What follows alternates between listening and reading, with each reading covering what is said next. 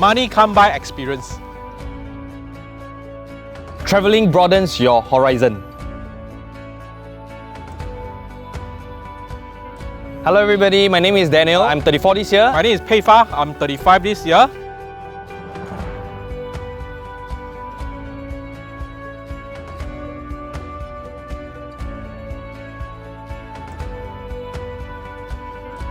So basically how did it all started? It was actually basically just a very casual talk. I wanted to have a holiday. Probably I'm planning for a road trip on a bike.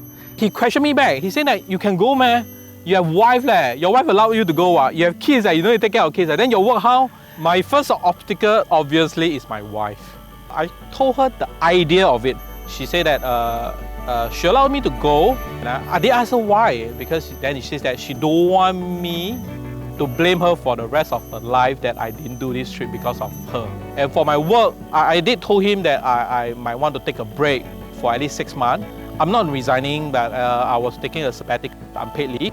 Like I say, he compromised and he said that, okay, I'll just do it for you. I got a very sporty wife, one of the best boss. So I realized that, yeah, fantastic. Everything, all the stars aligned, and that's it. I left my employment of 8 years to pursue this trip.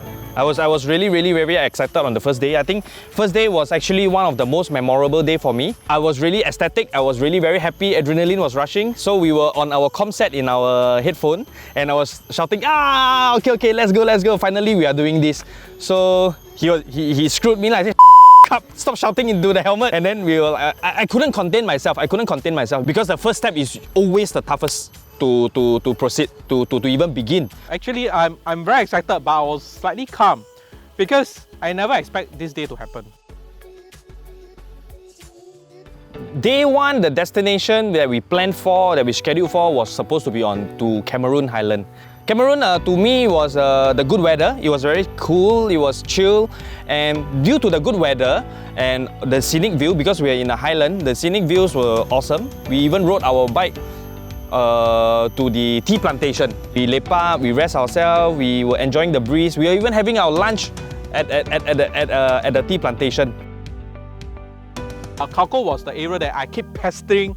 Daniel said, I need to go, and he was quite pissed off about this. In Caco, right, you need to travel up to the mountain. Then after that, you are able to actually rent a place to pitch a tent in that Caco. And after that, in the morning, you can wake up and you were able to see the sea of clouds. Very beautiful.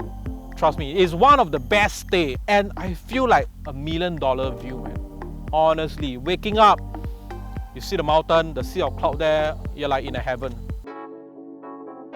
So in Myanmar, right, Bagan was the highlight because it was known for the 1,000 temples in that country, and it was really awesome.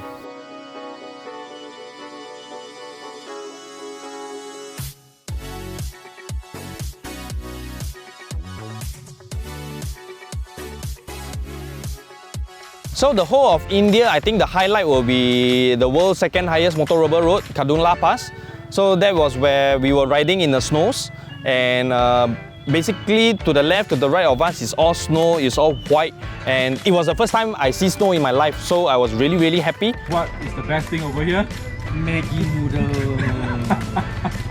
It's considered the holy grail of all the riders to be there, and moreover we are bringing a Singapore car plate vehicle to that place. We met a lot of other bikers there, but we are the only, I think we are the only foreign vehicle at that place at that point of time. So Kushma is actually a place in Nepal that has one of the world's tallest, highest suspending bridge. The locals actually ride their bike across the suspending bridge. So it was a really scary moment, scary experience. So by the time we launched ourselves onto the bridge, it was vibrating and it was wavering non-stop. It was about probably 200 meters long. So there was people along the bridge that we had to skirt our way around, you know. If the unfortunate happened, it is very easy for the rider to fall off the bridge. But both of us managed to do it, and please visit Kushma if you're in Nepal. In Pakistan, I would say Hunza Kunjurat Pass is the highlight. It was one of the most beautiful places that we went so far. We went up north, right? Actually, we managed to also reach the Pakistan and China border. you will see how secluded and how beautiful northern Pakistan was. Something out of the world, really, honestly. That is one of the few places that, trust me, you would like to stay there for more than a month. Because they have got a nickname for Hunza, it's called the Switzerland of Asia. The journey that actually brought us home, basically. I was the first bike, he was behind me, and I saw that traffic built up already. That fella came from the other side of the road, he made a left turn, and by the time I saw him, so nothing I could do, I could only jam my front brake, I jammed my rear brake, I skidded, and I banged into him. And my pannier, unfortunately, crashed onto my ankle. So we managed to bring ourselves back to Lahore city, where I finally get to seek medical assistance. When I look at the x-ray, I thought to myself, hey, luckily there was no fracture because I couldn't tell there was a broken bone. The orthopedic came in and showed us that, he told me and said, Mr. Tan, you have a fracture, you have a closed fracture on the inner and the outer of your ankle. Because of the inner ankle fracture, there's no way it can heal on itself, you need to have a surgery. So it was then I realized that I told him something very straightforward, and I said, I think I cannot continue. I have to put an end to, I have to put a comma to our trip.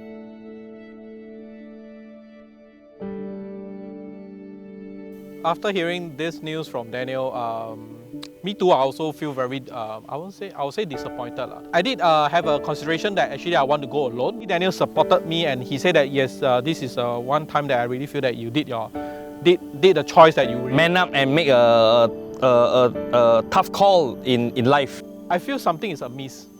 I know that I'm gonna embark a trip alone for the rest of this planned trip, but I couldn't feel the excitement anymore. It's no longer the excitement that I have, and I realized that this is not gonna be the same, man. It will never be the same, and it will never be an experience or adventure, right, without Daniel. Me and Daniel back then, we also did say that no matter what happened to both of us, we come together, we live together, no matter in what form. It means Dead or alive. Dead or alive, we have to really live together. And that was the second time I man up myself and make the second decision saying that I'm not going, I shall not continue the trip.